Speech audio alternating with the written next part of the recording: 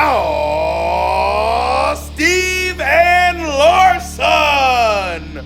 Don't you dare be sour. Clap for yourselves and feel the power. Yes. And all you people out there, you're watching Going In Raw with Steve Larson. Hey, friendo, Steve here. And Larson. And welcome back to Going In Raw, the only pro wrestling podcast you can be listening to right here at youtube.com/Steve and Larson. Available wherever podcasts can be found, and of course, taped live at the Twitch at twitch.tv/Steve and Larson. Of course, this Sunday we'll be live for our WrestleMania Backlash reactions with the Enforcer, where Big Red will be on the line, as will the Trios title, which you can kind of see like way back there. No, you can't. Yeah, you can. It is back there. And yeah, so it should be a fun time. We're going to do our recap on YouTube, and then we're going to head over to the Twitch for we're going to do our reactions on YouTube and the recap on Twitch. Yes. Before we get started into our SmackDown recap today, it was reported first earlier today by PW Insider that New Jack passed away at the age of 58. He was absolutely one of the unique figures in professional wrestling. There was an excellent Dark Side of the Ring episode done on him last season, which we covered, where they talked to the man himself. Just one of the more interesting figures in pro wrestling. Yeah, I mean, his legacy is controversial to say the least. But he's by far one of the most charismatic performers that I've witnessed probably in my lifetime. I remember when we started watching ECW, and yeah, I know RVD was the one that kind of really captured our imagination because he was doing stuff in the ring that we hadn't seen anybody ever do at that time. But man, New Jack is pretty close up there as far as seeing somebody perform on a level doing things that completely boggled my mind. Like the leaps he would take, jumping off like there was like a balcony or something in the ECW arena, put someone on a table, jump through that on a regular basis. Promo work, incredible. When I often mention RVD and his tag team with Sabu as sort of opening my eyes to the direction that pro wrestling would be going in. When you and I and Big Jeff moved from Sacramento to LA in 1998, we knew about ECW. We had heard about it. We hadn't really seen it though. And we were used to, obviously, WCW, which was basically, headlined by 1980s wrestlers deep into the 1990s. And, a crop of guys who would end up usually, be better served by going to WWF, where, there was much more of a youth explosion there. But still, if you wanted to see what was going to be happening 10 years from now, guys like RVD was where you'd go to. And I remember distinctly turning on ECW for the first time and seeing him and Sabu wrestle and being like, oh my God, what is this? This is amazing. I didn't know people could do these things in wrestling. But the other name that really stands out, of course, is New Jack. And his promos, the guy had just immense charisma. The promos, I mean, you go back and in the Dark Side, it illustrates this, but you can go back and watch on YouTube, some Smoky Mountain Wrestling promos as well, which are, like you said, controversial to say the least, but just amazing, just absolutely compelling stuff. A really brilliant guy who compromised none, And so one of the scarier guys, like his name is basically synonymous with fear in wrestling. It's like, oh my God, he's going to face New Jack. How bad is he going to get messed up? And so, yeah, you think of it. It's funny because when you think of New Jack, he's 58 years old, which, given the type of lifestyle he at least purported to want to live and lived in the dark side thing. You know, who can forget the shot of like the Recreator with all the cocaine everywhere? He talked openly about doing a lot of cocaine. 58's a long life for somebody who lives that hard. Jumping off, getting brain damage from jumping off Vic Grimes landing on the scaffolds and stuff like that, and having Vic Grimes laying on his head, and then later on. 58's a pretty, you know, so it's, but it is kind of shocking given that he seemed to have aged pretty well. Like he's at 50, he's still a compelling storyteller as of Dark Side of the Ring. We just, Church Jackson, our friendo, just got us a cameo from New Jack. Yeah. You know, very like 2 weeks ago, which I need to put together and run on the show. I'll do that starting on Monday.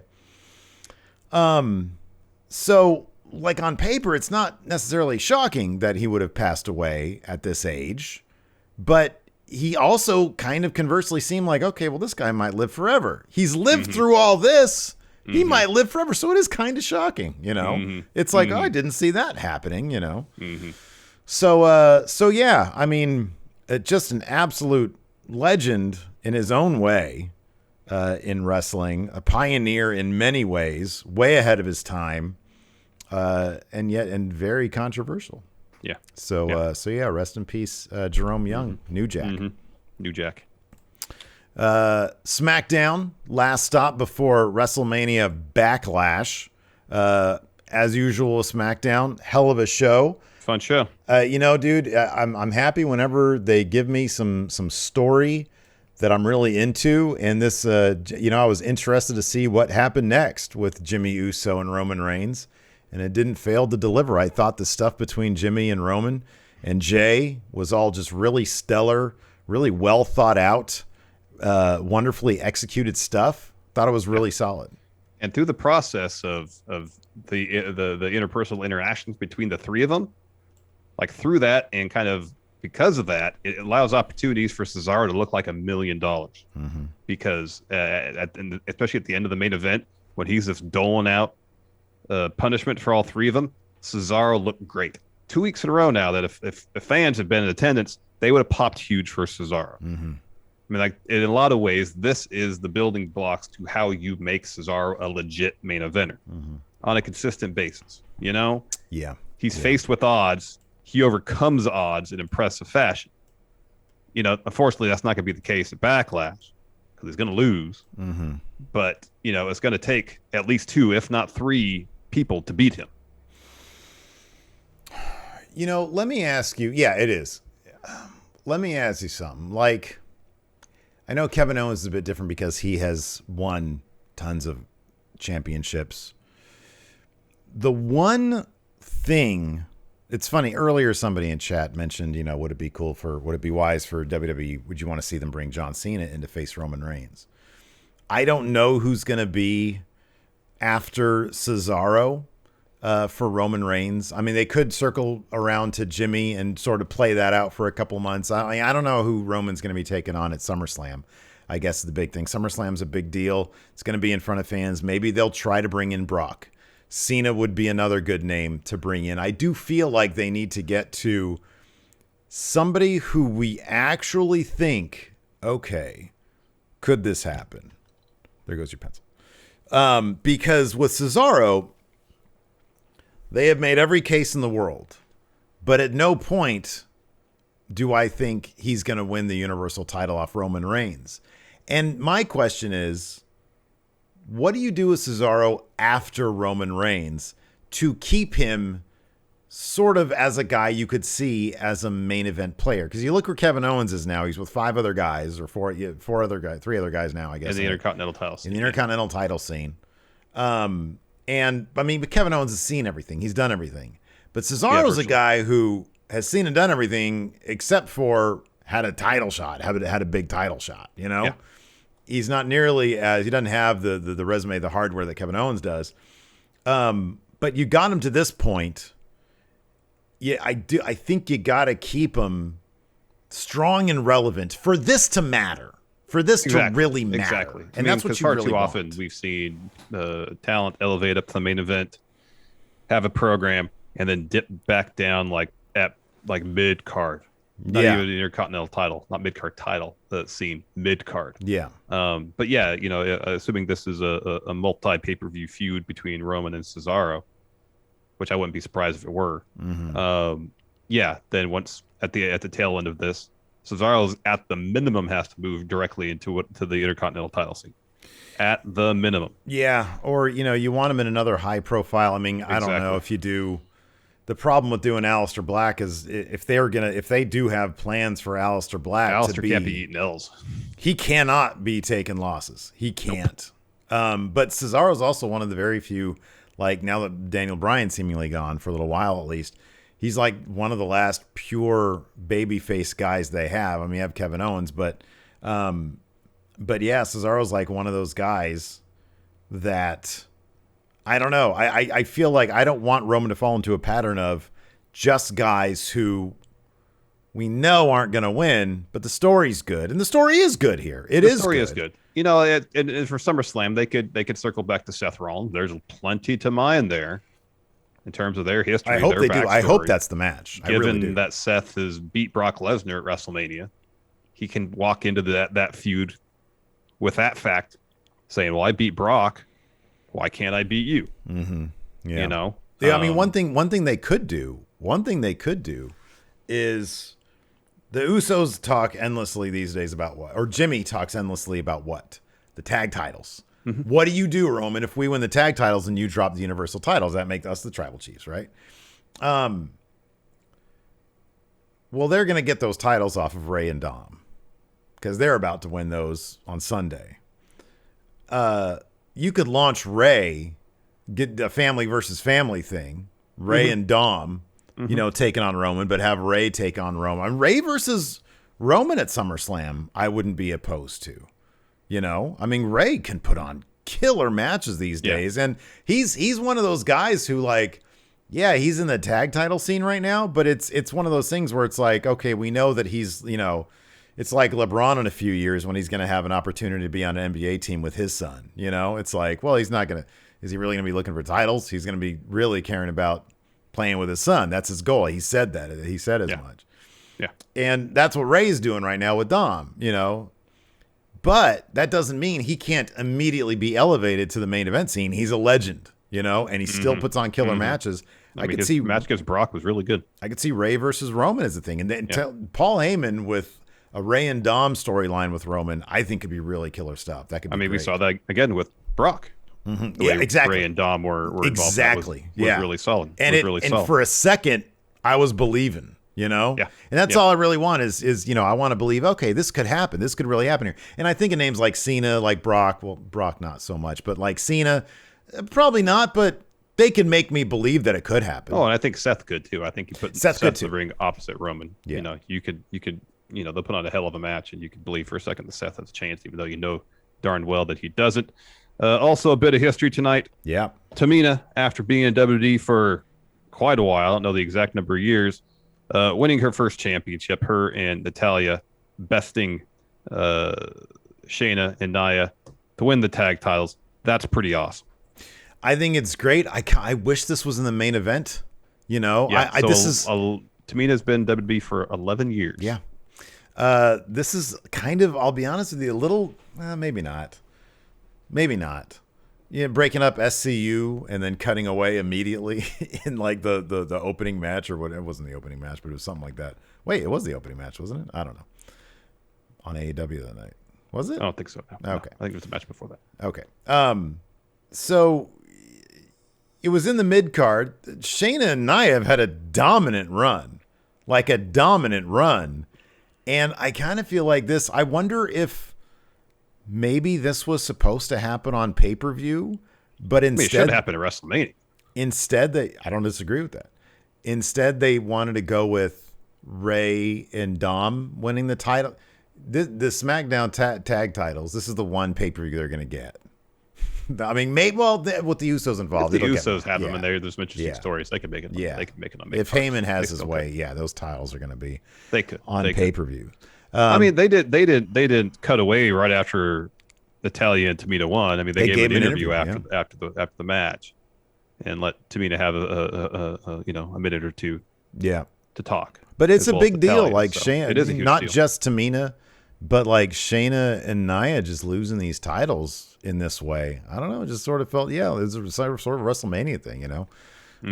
But a lot of moving pieces. I guess they want to start moving them around, which is good. I'm glad. Right now, there's only 6 matches on the Backlash card.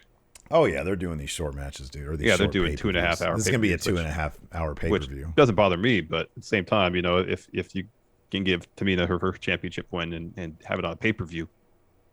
Yeah, right. Yeah. It's not like this was like a super long match, but they did give it some time. Yeah, they did. And it was a decent story. But otherwise, yeah, I thought it was a solid SmackDown. We have it looks like we're gonna have sort of a King of Strong Style versus King of the Ring a clash with Shinsuke Nakamura stealing off with Baron Corbin's crown. Yeah, and looking like $1 million instantly with it on. crown looks great on looks Nakamura. Great on him, doesn't it? Also, another match I'm kind of surprised isn't going to be on the pay-per-view. It's going to be on SmackDown next week. Fatal 4-way for the Intercontinental title. It's going to be Apollo Crews defending against Sami Zayn, Kevin Owens, and Big E. You know, once that segment happened where Crews was giving Aziz Medal of Honor, and, you know, all 4 of them eventually got into the ring and a brawl broke out. I was expecting Adam Pearce to announce it for the pay-per-view, but I guess nope. They just want 6 matches on the card for WrestleMania Backlash. We've got to wait till next week to have that match. I am happy about that because it keeps SmackDown strong, keeps strong matches on SmackDown, and keep your pay-per-views efficient. I don't know how longer or how much longer we're gonna have 2.5, 3 hour pay-per-views with fans coming back in July. I suspect that it's gonna be this one. What's next? Money in the Bank? Is Money in the Bank next? Yeah, Money in the Bank's in June, and then July last year was Extreme Rules. But if they're going to have fans back mid-July, that would probably be the first pay-per-view. Whatever the July pay-per-view, whether it's Extreme Rules, something else, they push SummerSlam all the way till then because, you know, we'd heard that they were talking about maybe doing it earlier. The date, you know, that was associated with that was August 1st. But, you know, if they want to really use SummerSlam weekend to kick off the return to the road, they might push it. I'd be surprised, but they might. I hope it's one of those things where Vince has gotten used to and really likes. His eyes have been opened by the shorter pay-per-view. I imagine, I mean, they've already said that WrestleMania is going to be one night going forward. But, you know, I hope even that somehow they maybe they can figure out how to make it shorter or even, you know, change their minds and get those giant stadiums for an extra day somehow. Extra money. Yeah, exactly. Anyways, let's go ahead and dive into it. Sure. Opened up with Jey Uso in the middle of the ring. Said Jimmy disrespected the head of the table, cousin Roman Reigns, last week. We need to handle some family business. But first, he introduces his cousin, Roman Reigns. Reigns comes out, says, clearly we got some problems, one of them being your brother, Jey.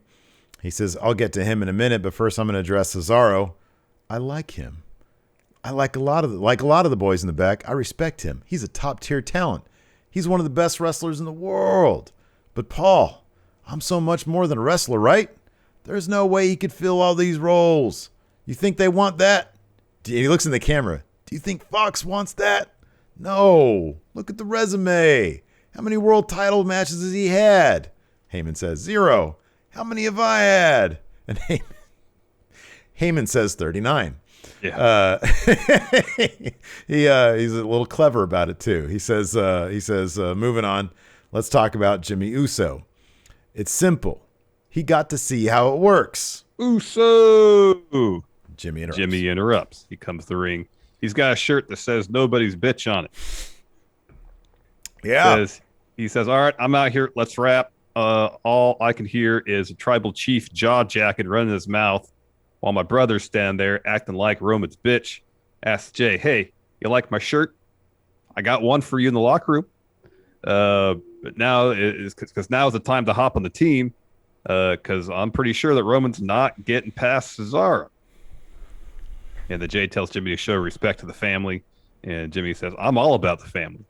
And then Roman says, if he's all about the family, you're all about me. Yeah, and he's like, you might be part of the family, but you're not all of it.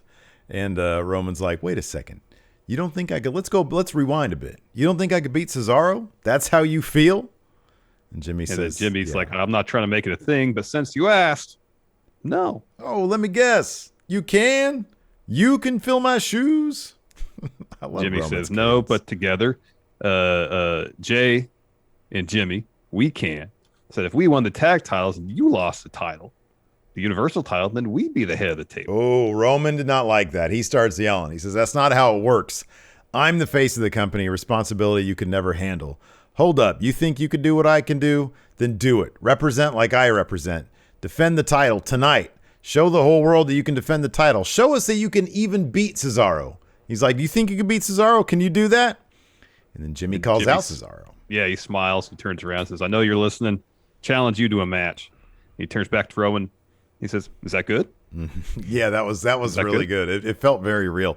So Cesaro enters the call, says challenge accepted. And he says, Roman, I'm going to beat your cousin tonight. And Sunday, I'm going to beat you for the Universal title. Strong opening. Good stuff. Good stuff. Next, women's tag title bout. Nia Jax and Shayna Baszler taking on Natalya and Tamina. Immediately, Reginald tries to get involved. He gets on the apron, like at the opening bell, to distract Tamina. Allows Nia to get the upper hand. Initially, she tags in Shayna. Shayna basically immediately gives up the advantage. And so later on, Tamina hits the Samoa drop. Nia tries to get in the ring. The ref's like, no, you're not, you didn't get tagged in. You can't come in. And then Reginald gets on the apron as Natalya is covering Shayna. And then the ref ejects Reginald from ringside. And then Nia goes around. She kind of argues with the ref briefly and then hits Tamina with a Samoa drop against the barricade, turns the tables. Champions have the advantage now. Tamina's selling that spot on the floor for an extended period of time. She eventually makes her way back into the ring, breaks up a cover with a body slam. Body slamming Shayna onto Nia. Tamina and Shayna get the tags in. Shayna's looking for a clutch. Tamina escapes that, hits a fun splash, back elbow. They go back and forth for a stretch. So the finish saw. So Tamina goes up top. Shayna hits her with a knee, and then Nia comes in. She's looking for gets tagged in. She's looking for a superplex. Tamina fights her off, and so Shayna's trying to distract Tamina on the apron. Natalya pulls her off the apron and then hits a German suplex on Shayna on the floor, and so she gets up and like she's trying to distract Nia, and Nia pulls her into the ring and hits Natalya with a Samoa drop, which just leaves her laying. Yeah, and pretty much as soon as impact is made with the Samoa drop, Tamina jumps off the top rope with a splash, pins Nia to win the championship. Yeah, and then afterwards, Natty gives a short promo saying, or they have an interview saying, it's never too late to fight for your dreams. Tamina gets on the mic, says thanks to the WWE Universe and her family, and obviously she was very emotional about it, and good for her. I think that's awesome. This is one of those moments where it's like, man, sometimes a title is just a title. It's used to advance stories, et cetera, but there, it means a lot to some people. It does. And it's like it's been, like you said, 11 years, especially 11 years of hard work. Life on the road for the better part of 11 years, and to finally get that reward to get the championship. It's pretty special. Yeah, absolutely. After that, we have a short Paul Heyman interview. He's asked about if the Usos win the tag titles and Roman loses the Universal title. He says, enough about hypotheticals. Roman's going to win. Yeah. Then Apollo Crews presents Commander Aziz with the Medal of Honor. Mm-hmm. And Crews says, since he's become Intercontinental Champion, swarms of gnats keep coming after him, and that swarm has grown. But time after time, Aziz has swatted them away like the nuisance they are. He says, with the help of Aziz, he has restored the glory of the Intercontinental title and the glory. Speaking of bugs, I hate gnats. Gnats are the worst. That was a fly, I think. Oh. The glory of his home. It says there's no end in sight to his reign. He may be Intercontinental Champion for life. And he says, Commander Aziz, for your acts of bravery, your continued loyalty, I present to you this Medal of Honor. Yeah, so after that, Big E shows up, and then he says, I might be Apollo. So he has so found a great groove with this. Mm-hmm. He's in such a good place. I might be champion forever. It was great. Big E gets on the Tron, or he's on the Tron. He calls him out, says, this is the biggest sham ceremony since Macklemore won for Best Rap Album. That was great. Remember Macklemore? Yeah. Anyways, Big E wants his title back. Then Sami Zayn's music hits. He walks down. diplomatically. He says, I love a good ceremony, but we have a bit of a bone to pick because Apollo has his IC title, and if he was a man of honor, he'd give him a shot. Kevin Owens comes out, starts chasing Sammy, gets in the ring. Big melee breaks out. Owens drops some super kicks and stunners. We get some of the nail. Big E drops Kevin Owens with a big ending, and Aziz saves Sammy. No, makes Apollo. a save. Apollo, saves Apollo. Yeah, why saves would he save Apollo Sammy? from taking a big ending as well. Yeah, right. After that, Rey Mysterio versus Dolph is a fun enough match. Towards the end, Rey keeps on going for a 619, misses twice. Once Dolph hits a famouser the other time, hits a super kick. After the super kick, though, Dolph is slow to make the cover. Rey's too close to the ropes, grabs on the bottom rope. So Dolph hits a body slam onto Rey, picks him up, goes for another. Rey counters with the roll up to get the W. Bob Roode hits the ring basically immediately, tries to attack Rey. Dom fends him off. This is 2 weeks in a row where the challengers have stood tall. Don't think it matters. I don't think the math's going to matter a whole lot here. I think this is one of those situations where they realize that, hey, yeah, I think it's this. Sometimes they just want to. I believe one of the philosophies is for the fans to buy into an eventual win, you got to see the challengers get some wins first, Yeah. And it needs to be believable. And I think that's what's been going on here. Well, I think there's a couple things. There's that. I think neither of the wins have been definitive, i.e., nobody's hit their finish. Yeah. It's been roll-ups. Good point. And I think the last bit to consider is with Dolph taking 2 roll-up losses in a row, if he is to lose as well at Backlash, take the pin, they could be planting the seeds for a breakup between Ziggler and Bob Roode. That could be. Especially now with the Usos potentially getting back together, they'll be the top heel tag team. Yeah, on they'd be SmackDown. redundant. Yeah, and I do think that Dom and Ray are probably going to have a short. I mean, they've been talking about the Usos, and it's just obvious. SummerSlam. It's probably happened at SummerSlam. If you're gonna have, even that's a little ways off. That's like still 2 months away. They'll give the Jay and Jimmy and Roman story plenty of time to breathe, and by then we'll know whether Jimmy is going to end up joining up with Roman and Jay or not. Jimmy has a lot of Jimmy and Jay have a lot of work to do to get on the same page. Yes, I agree.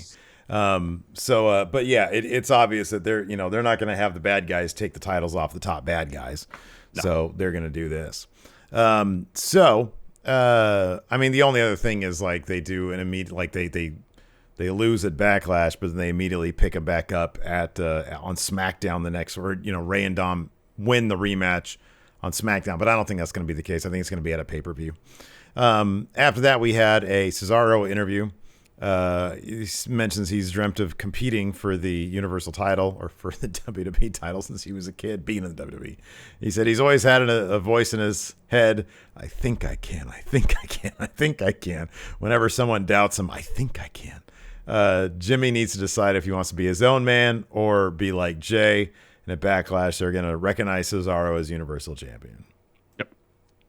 And then after that, we have a Ray and Dom interview. Ray says they're so close to grabbing those tag titles, and he's ready to make history with his son. Dolph and Bob Roode walk up. Dolph again says, Dom, you don't belong in this hallway, much less in this business. And Bob Roode says, yeah, Ray, you got lucky tonight. Your luck's going to run out. Sorry, your luck's going to run out. We're going to take you out for good this Sunday. He starts making fun of Dom. And Dom just says, you can call me whatever you want. Because Roode was referring to him as Baby Dom while making fun of him. Yeah. He says, you can call me whatever you want, but I'll be baby champion at Backlash. Oh, did he say baby champion?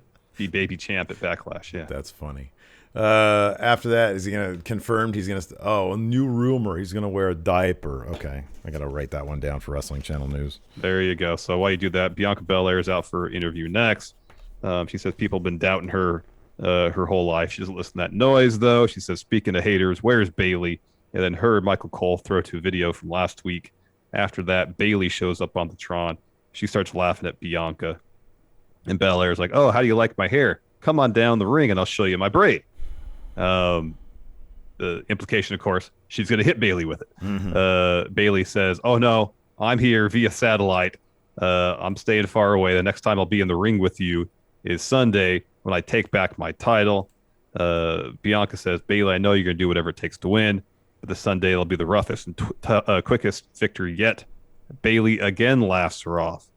Bianca says, "Oh, I'm going to say something now that's going to hurt your feelings. Let's talk about why you're really mad." While Bayley was busy getting thrown down the ramp by the Bellas at Mania, Bianca was in the main event winning the title. That changes Bayley's demeanor really quick.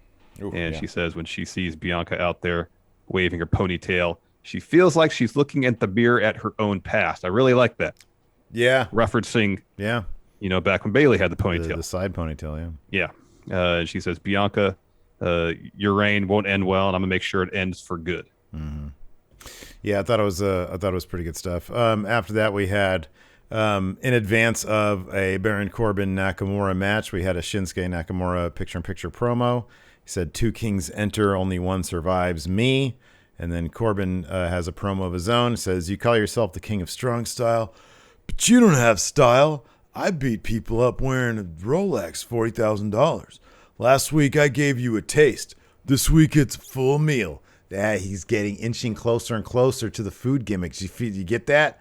I gave you a taste. I'm going to give you a full meal. Because on his Instagram, that dude is obsessed with cooking meat. And, man, he looks like that is the gimmick that's Baron Corbin turned up to 11 because he's so good at cooking the meat. The grill master. Yeah. Now they try to make me the ring master. Well, this is like the ring master, but it's the grill master. It's going to be great. It'd be great. So anyways, that match happens.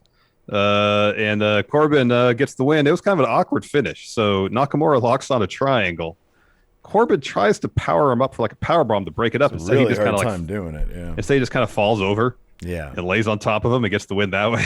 Yeah, pretty much. Yeah. Yeah. It was pretty awkward. It was super awkward. So he tosses Nakamura out of the ring. He goes and gets his crown. And then when he turns around, Nakamura's there, kicks him in the head, hits him with the kid shot. So he's about to leave, and he looks and sees Baron's crown on the mat. Kind of goes over, picks it up, acts like it's super heavy. Oh, I loved it. And then puts it on his head. It was great. Yeah. Yeah. And of course, immediately he looks like $1 million. It's awesome. Give him a cape and he's off to the races. I don't hate this. I think this, have Shinsuke win that crown, make the crown a thing, have Shinsuke win that game. Corbin got his win. So now put the crown up. It's on SmackDown. Have Shinsuke win the crown. That's great, So, after that, we had Adam Pearce and Sonya Deville backstage. They were interrupted by Apollo, who's mad about what happened earlier. Pearce said he's figuring out who he's going to face for the Intercontinental title. Apollo sort of claps back at him. Sonya says, watch it. He might make him fight all 3. Pearce says, no, that's good. We'll do that next week. So Apollo storms off. And then what does Pearce say to Sonya? I think he tells her not to undermine him with other superstars. I felt like that was a good little back and forth. I thought that they worked well with each other then. Yeah, I thought so too. Anyways, we've got a quick shot of Nakamura looking at himself wearing the crown in a mirror. Oh, sexy. So he was looking at himself. He's like, yeah, look at this. And then we get another Aleister. Oh, there you go. We get another Aleister Black video. Black. He talks about man's spirit. The lesson. The lesson. That's a chapter in the book this week. Men can be worthless. Man's spirit is worthless. But find his value. He can discover his value. Trial by fire. Not by love or affection, only by trial by fire. See, I got the clip notes. I was wrong fighting my true nature. Oh, you skipped a bunch. Either cleanse or consume. Father taught me the lesson. Chapter. The lesson. There you go. Father taught me to be a cruel man. Yeah. He was cut from steel while the rest of us were made from dirt because he was chosen. He saw greatness and he chose it while we chose mediocrity. He says he could help us. He could teach us this lesson, but he won't. We're not a participant. We're spectators. We are spectators, Larson. Maybe we should be participants. I mean, that's what literally we do for a living. We watch wrestling. We're spectators to the world of professional wrestling. Yeah, we're professional spectators. Maybe we should change our channel to the Wrestling Spectators. That's not the Wrestling bad. Spectator. We'll get more ad revenue because it's not like a euphemism for condomless sex. Exactly. We are the Wrestling Spectator. It's instead of the Wrestling Observer. Yes, exactly. Okay. One day the kids will be like, oh, the Wrestling Spectators themselves, Steve and Larson, have this rumor, a new rumor. After that, we had a Jimmy Uso interview. He says, hey, this match wasn't my idea. I'd be gone a year. I figured I'd come back to team up with Jay. We were once the most exciting tag team in WWE, but now I'm not so sure. I sat a whole year. I saw my bro do all the work for Roman. He says, Jay doesn't need Roman. Me and Jay would be cool if Roman just stayed out of it. And then we had Jimmy Uso versus Cesaro. I thought this was a hell of a match. If it wasn't for the wonk finish, which I understand is, story, it's sort of necessitated because of the story. Yeah. But, man, they were really off to a great match there, They were. And I didn't mind the wonk finish because in the end it made helped Cesaro look like a star. Yeah. 2 weeks in a row. He looks great at the end of the show. So, yeah, as you mentioned, there's a lot of great back and forth early on. Towards the end, or at the end, sorry, Jimmy rolls out to the outside following a superplex. Cesaro hits the senton off the apron, follows the huge uppercut against the barricade. He puts Jimmy back in the ring. Roman then attacks Cesaro from behind. DQ win for Cesaro. Shoves Cesaro into the ring post, toss him over the announce table. And then Jimmy starts giving Roman the business. Says, "What are you doing? You're making this all about you. I had him beat. Why are you making this all about you?" And so Roman gets in the ring, and Jimmy's going on. "You made this all about you. I had him." And he turns around and starts walking away. Roman follows, and they start arguing. And Roman says to him, "No one cares about these little matches. It's about the big money matches." And all this time, while they're arguing, Jimmy's still going back and forth with him. "I had him. This isn't all about you." Cesaro gets back in the ring. He attacks Jay. So Roman notices. He goes in the ring, lays out Cesaro. Roman then tells Jimmy to get in the ring to help him. When he turns around, he gets attacked by Cesaro. By that point, Jay comes to again. He makes the save while Cesaro's trying to hit Roman with the neutralizer. He tells Jimmy to get in the ring. He turns around. Cesaro decks him. Jimmy gets on the apron finally. Cesaro clocks him off there. By this point, Roman's walk up to the ramp, and Cesaro's staring at Roman while he hits a neutralizer on Jay, and then he stares at Roman to start saying, "Do something. Do something about it. Do something." Picks up Jay and hits another neutralizer. It was great stuff.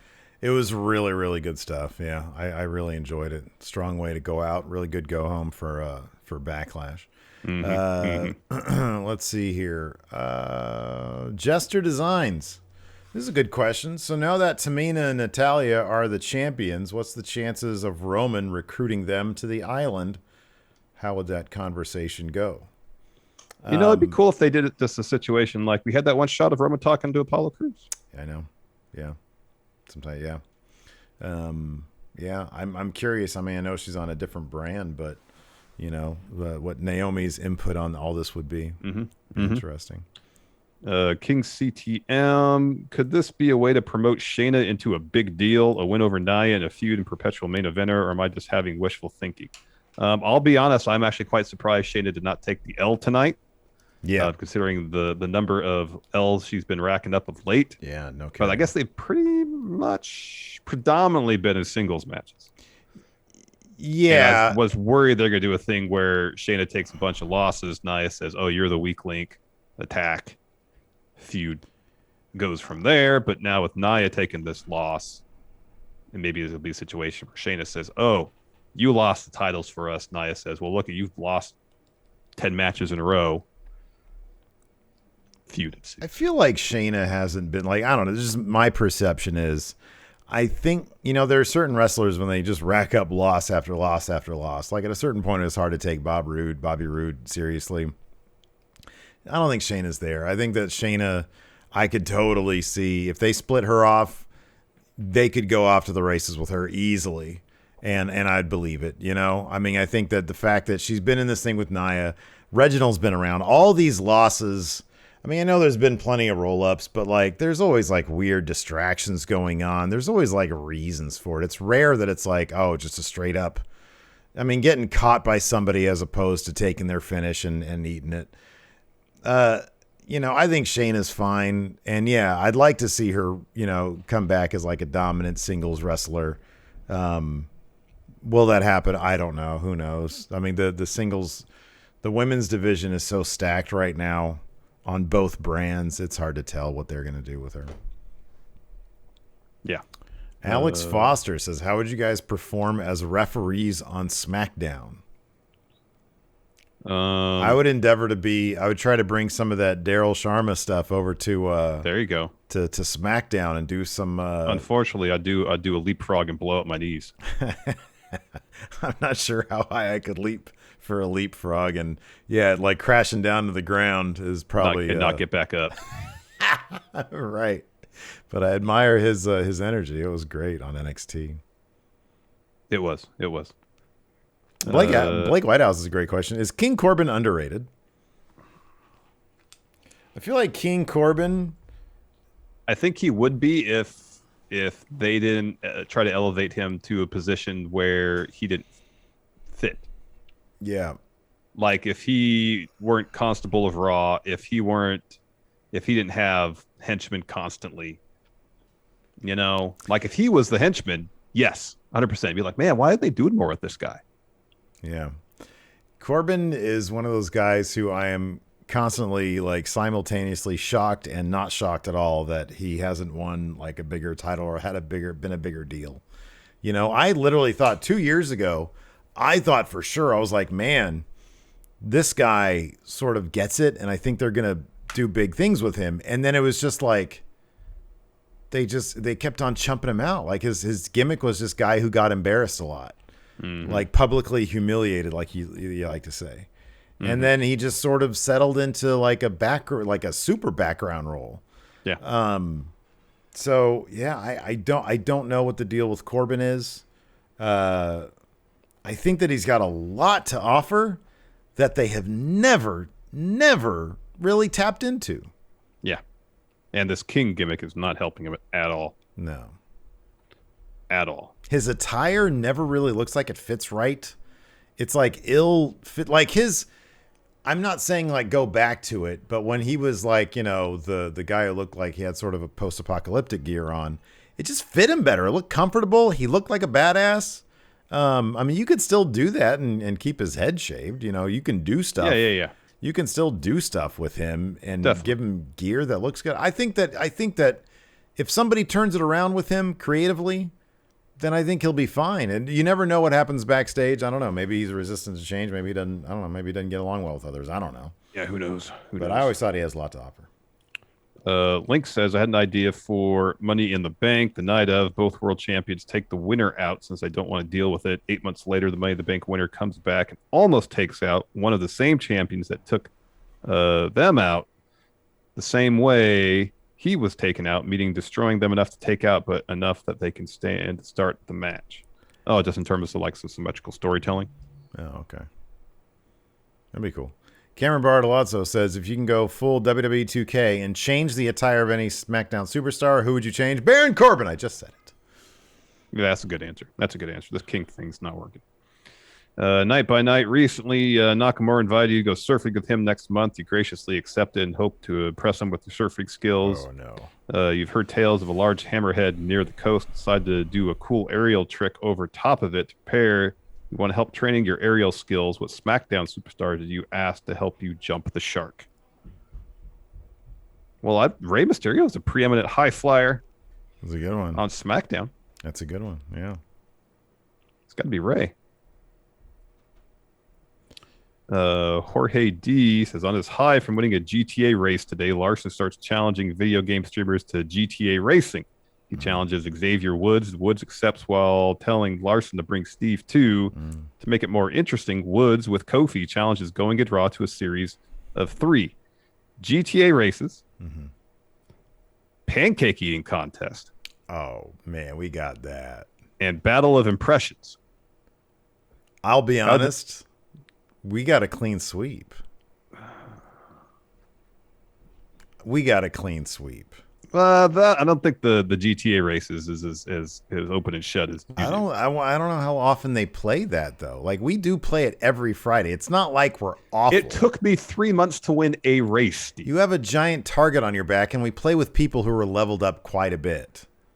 I think against like an average player who really doesn't play that game that often, and I don't know how often Kofi plays. I mean, I don't. Xavier Woods, I know, plays a lot of video games, but like he plays a lot of like a large variety of games. Yes, I have faith. I think we're a clean sweep. I mean, the Impressions one.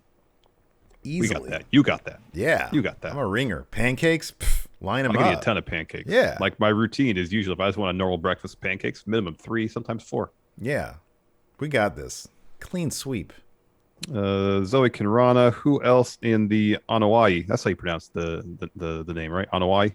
Yeah. I think so. Family would you like to see get brought into the Roman story? Personally, like to see Jimmy and Jay's younger brother. That'd be cool. Dude, I just want Jacob Fatu. That'd be rad. That'd be so cool. Get this MLW WB deal signed. Have Jacob Fatu show up on SmackDown. And he doesn't talk. He would just be their heater, basically. Oh man, they're badass. You know, Gosh, their enforcer. He's so good. He is so good. Contra shows up. Yeah. Then they treat him like retribution. Let's see here. Wolfpack for Life says, what superstars should start using a submission move, and what should it be? When Aleister Black returned. No, Black Mass is too cool. He did use a submission move for a little bit. He started using the Anaconda Vice for a couple matches to win. Yeah, no, he's got to use the Black Mass. That's too cool. Seth Rollins. Have Seth Rollins do there you go. For a stomp into submission move. Yeah, that's good. I like that. White Brownie with Money in the Bank next month. Who would you love to see win both Money in the Bank matches? White Brownie says, my picks are debuting Io Shirai and AJ Styles. Well, that'd be some redemption for you. AJ Styles wins Money in the Bank a year too late. So wait, who's going to win Money in the Bank this year? Who'd you love to see? Not necessarily who you think is going to. Who would you like to see? Who would I like to see? I would like to see... Oh, man. Jimmy acknowledges Roman and then wins Money in the Bank. How great would that be? The tension. Or Jay. I'm going to say Big E. And I think Bayley would be pretty cool with the Money in the Bank briefcase. I know she's won it before, but that's a great answer. That's a great answer. Cashed in that same night, I believe. Have Aleister win it, but he just, instead of it being a briefcase, he turns the contract into a giant book. Yeah.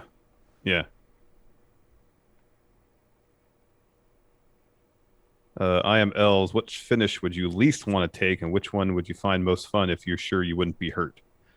Most anything that requires a bump is gonna jack me up. Like a power bomb, wrecked. Yeah. Schedule my surgery, wrecked. Yeah. That would wreck my neck. Schedule the surgery.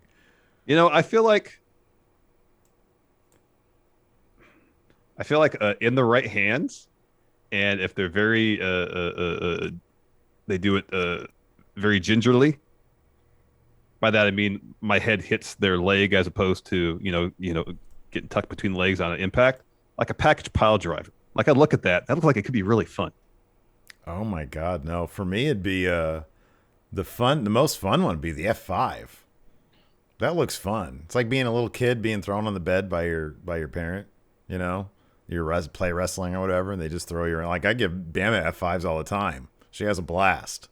Yeah. So that'd be that. And Brock has giant shoulders, or bronze pillow-esque power slam. Yeah, that would probably be fun. But you're still being slammed. Like an F5, you're just falling. It's not a big deal.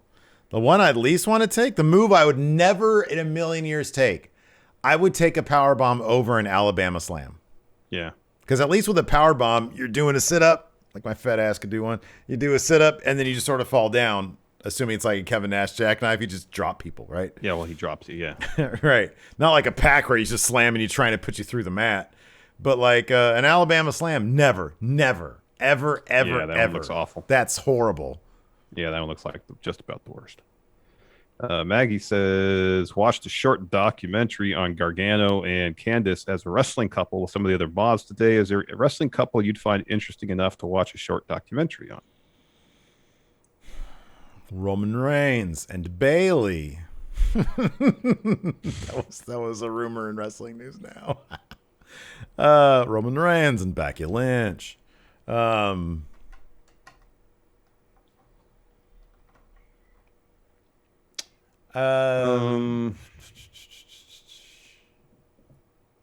Charlotte and Andrade, that'd be interesting. I'd watch that. A new rumor. Oh, Dr. Lipkin said that too. They seem like they're madly in love. Yeah. Yeah. Yeah, that's good.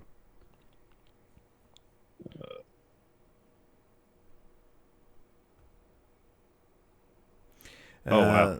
Go ahead. Dr. Lipkin says Bruno's finisher was bear hug. What modern wrestler could do the same? Bear country, double bear hug. Oh, that's good. That's good. I'd say like Ridge Holland when he comes back from both of his exploding legs. God, that poor guy. That sucks.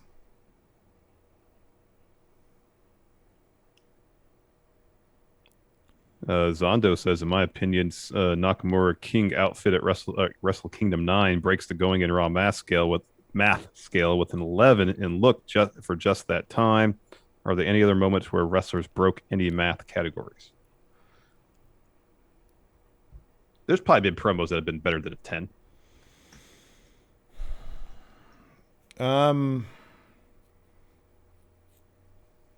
I mean, I don't really believe in breaking. Like 10 is like the most. I mean, there's another number after 10. Yeah, but like this pencil, like eraser is 10, right? There's nothing after it. So Well, like what if you promo got- can only go to eraser. What if you get a bigger pencil? Well, okay, but then in that case, you divvy that up by 10. For me, I always felt going in Raw math was hard 10. Like we really gave thought to, okay, pipe bomb is like a 10 promo, right? Sure. What's like the best like when I watched that the Smoky Mountain New Jack promo, Oh my gosh. isn't that like the greatest promo of all time? It's really good. Isn't it It like- is really good. When he gives a shout out to OJ, isn't that like, that is gnarly? Like I don't know if there's a better promo than that. So at that point, that becomes 10. You got to scale everything back. You got to revise. You got revised textbooks. You don't do the Meltzer thing where you just keep on adding numbers magically. You revise it. We got to do that as like a zine or something. Sell that. I don't know. Dylan asked, Power Rank Powerbomb users, Sid, Nash, Undertaker, Batista, and Walter. Oh, he called out OJ. I can't believe he did that. Nash honestly had the worst powerbomb. Man, Sid's you're wasn't much crazy. Who had the worst power bomb? Nash? Nash was great. He would just pick him up and drop him. There was no force, no torque. He would behind step it. back, though. He would Yeah. step back like, oh, God, look what I just did. Hope that works out well for you. See, like Sid had both the best and the worst, because I've seen some where it looks like he's trying to plant somebody through the ring, but also he's done the Nash thing where he just picks him up and just lets him go. Mm-hmm. So, See, I don't know that. Here's the thing. So, okay. Austin 316, I put there with the pipe bomb. I put it up there with the pipe bomb. all right. But I kind of don't put either of them up there with New Jack's OJ promo. All right. This is definitive powerbomb list, and maybe recency bias is playing a role here. Number 5, Kevin Nash. Okay. He just picked him up and let it go. His most impressive powerbomb was when he powerbombed the Giant. That was actually really impressive. It was very impressive. Number 4, Sid. You either getting something really vicious or something along the lines of Kevin Nash. Yeah. Number 3, the last ride, Spirit Bomb from Undertaker, especially when he holds him up and then power bombs him like 8 feet in the air with some torque behind it. Great. Number 2, I got a Batista bomb, even though he didn't sit Number down power 2 bomb. is a Batista. I can't stand the sit out power bomb. But I can't stand it either, but he did it with enough force behind it. It made it believable. Yeah, but Number then he's 1, just sitting there. Yeah. Walter. Walter's got best power bomb. Well, it's great because when he doesn't, he's going to pin him. Exactly. He balances. All the body weight. Man, so the last ride is another one that. So okay, how are you power ranking these? Like, what's your criteria? It's got to look impactful, like it actually hurt. Believability, that's huge on it. That's actually primary thing. I got to believe that when whoever's eating that move is going to be pinned. Dude, And when okay. Kevin Nash just lifts you up and lets you go, I don't really find that It's believable. like a reverse F5. Okay. You're almost there. I would do this. I can't disagree with your analysis on Nash. I cede that point. 5 for Nash, Sid for 4. Batista, I give Batista a 3 because it's sit out and you're just sort of there on your butt then. But it did look forceful. There's at least that. No, you know what? Actually, I'm going to do this. Nash 5, Batista 4, because Sid would sometimes put you through the mat. Yeah, sometimes. Sid 3. I'm going to go Walter 2 because it does look forceful. But, dude, the last ride, that fool puts you all the way up here. And then he does this. That's almost as bad as an Alabama Slam. That's horrible. The last ride's number 1. It's honestly one of the most underrated power bombs there is. And it's rated pretty high. It's the best because it looks like it'll fuck you up. I got to put Walter number 1, man. Well, I do like the balancing act that he does. I know, because that's what follows the power And bomb. here's the thing. Like, yeah, if you add the chop to the back, power bomb, balance, it's the whole thing. Here's the thing about Walter's power bomb. He has, like, snap to it. He doesn't just like drop you down your back. He has snap. It's a really quick snap, and it seems like it's from a lower base. My thing is height adds so much to it, and that it can. He grabs you by your pants. Yeah, your trunks. But the snap. I don't know if there's enough torque on that snap that could add a whiplash effect to the maneuver. I think we both agree that Pac's Orange Cassidy powerbomb is like the best powerbomb ever. That looked horrible. That was bad. Rich, Dirty Rich says, I gotta cut you off here, Rich. He says, so 2 shirts are purchased. One says right hand man and the other says nobody's bitch. Which one of you wears which shirt? I'm thinking of sending you a care package. Do not waste your money. Neither of us would ever wear either of those shirts in a million years. Not gonna happen.